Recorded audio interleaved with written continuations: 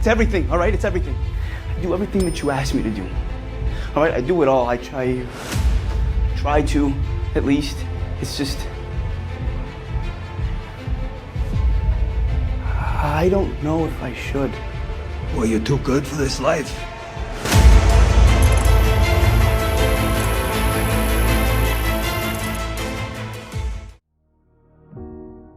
As you can tell by the title, today we're diving in deep into the Penguin series, which just wrapped up what looks like it could be its series finale. I've had some time to sit with it. I think there's something going on here that wasn't really talked about enough. I think the showrunners and writers have pulled off something subtle, but brilliant. A twist that feels straight out of the Elseworlds story. And here's my theory. The Penguin has given us a version of Jason Todd. Not by name, but through Victor, a character that, if you look closely, shares a lot of parallels with Jason's backstory and relationship with Batman. So let's break down why I believe Victor might be the Penguin's answer to Jason Todd. Let's set up my theory. Now, let's rewind a bit to Jason Todd's origin. In the comic, Jason is a kid from the rough side of Gotham, scraping by in Crime Alley. He has a rebellious streak a mile wide. Batman first encounters him doing something pretty bold, stealing the wheels and rims and tires off the Batmobile.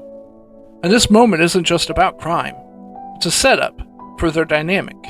Batman sees a kid with potential in need of guidance, and he ultimately decides to take him under his wing, pun intended, training him as a second Robin. Well, the Penguin takes this dynamic, gives it a bit of a twist. Instead of Batman, it's Oz Cobb, who finds Victor, a young man with no family, shaped by Gotham's violence and devastation. The Penguin takes him in, and it's like we're seeing a what-if scenario. What if Jason had fallen in with a villain instead of a hero? Let's look at how Victor's backstory lines up with Jason's.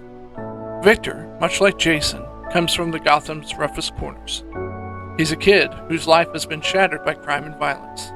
Not just the day-to-day Gotham crime, but also the big events, like the Riddler's attack, and Sophia's later assault on the city. This kid has been through it all, and lost everything. And just like Jason and Batman, Victor is found by a father figure who sees something in him. Someone who isn't quite hero material, but believes in his potential. In this case, though, it's Penguin, not Batman. Oz Cobb doesn't represent justice or redemption. He represents survival, ambition, and the dark side of Gotham.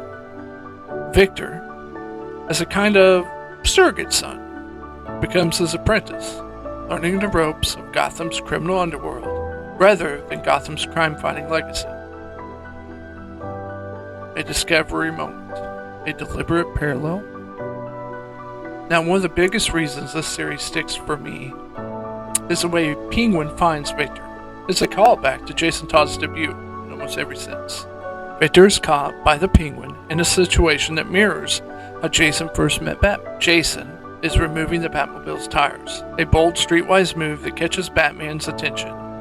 It's a classic moment that signals Jason's scrappy nature and desperation. And here, the Penguin gives us something similar. The Penguin's encounter with Victor has that same feel. It's a moment of audacity, where Victor's actions make him stand out, grabbing Oswald's attention, as if writers took Jason's origin and asked, what if Gotham's villains saw their potential first? To me, this feels like an intentional choice by the showrunners. Matt Reeves has crafted a Gotham universe that's gritty and real. A world where the lines between good and evil blur, and everyone is trying to survive. The writers look at a classic Batman story, Batman finding a young lost kid and mentoring him, and flipped it, giving Penguin that role. Instead of growing into the hero, Victor's character arc hints at a darker path, shaped by Penguin's ruthlessness and ambition. And that's where the Elseworlds concept comes in. The series offers a fresh what-if story. What if Jason Todd wasn't found by Batman? What if he grew up under Penguin's influence? By the end of the season, it's pretty clear that Victor has taken up a significant place in Penguin's world, much like Jason did for Batman. Closing thoughts. So was it intentional? I think it almost has to be. It adds another layer to the Penguin, showing us how a warped reflection of the Batman and Robin dynamic. What do you think? Do you buy into the theory that Victor is the Penguin's version of Jason Todd? Is this another masterstroke of subtle world building in Matt Reeves' Gotham? Or am I reading too much into this? Let me know your thoughts in the comments below. And don't forget to like, comment, and subscribe for more deep dives like this one. Thanks for watching.